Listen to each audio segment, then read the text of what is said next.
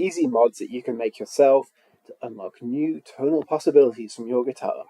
Today we're going to look at Volume Bypass Switch.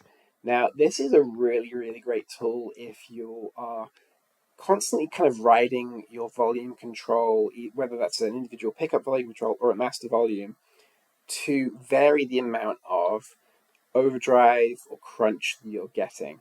Sometimes if your volume control is on 10, you'll be getting a really nice distorted sound, but if you roll it back halfway, you get something pretty clean, and that can be a really great way to move between clean and distorted sounds without using a stomp box or using a different channel on your amp. But it's not always that easy to consistently hit that same spot on that volume control to get that kind of cleaned up tone at exactly the same level. So what this mod does is lets you set your volume control exactly where you want it and then leave it there and use the push-pull to bypass that volume so the pickup is at, when you pull out the push-pull part, the pickup is then at full volume and then is fully distorted again. This will replace either an individual pickup volume control like a Les Paul or a master volume pot on, say, like a Strat or a Tele. What you're going to do is going to take the hot from your pickup, which is usually the white wire in the case of single coils. It's also the white wire in the case of our humbuckers, because that's the color scheme we use. And you're going to connect your output to terminal C2. Now, your output in this case would be a switch if this is an individual volume control for a particular pickup, or if this is a master volume and the switch comes before this pot, then that output would be the output jack itself. And you're going to connect a jumper from terminal 2 to lug 1 of the pot part of the push-pull pot. Now, a push-pull pot is basically two distinct circuits. There is the pot part, the potentiometer, which is like any other potentiometer, and then attached to that is a double pole, double throw switch. And those two things are completely independent. So there's no interconnectedness inside the push-pull pot between those two things. So we're going to take this jumper from terminal 2 on the push-pull pot and attach it to lug 1 on the pot, which is this first one. We're then going to jumper from lug 2 of the pot, which is the middle one, to terminal 4 of the push-pull, the switch part of the push-pull pot. And then we're going to add a jumper between terminals 1 and 3 of the switch part.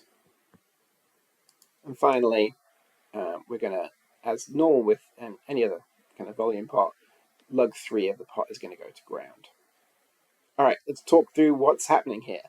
So the signal from your pickup comes in from the hot into terminal C1, and when the push-pull pot is down, so normal operation, C1 connects to 2, and that sends signal from terminal 2 up to that first lug of the pot.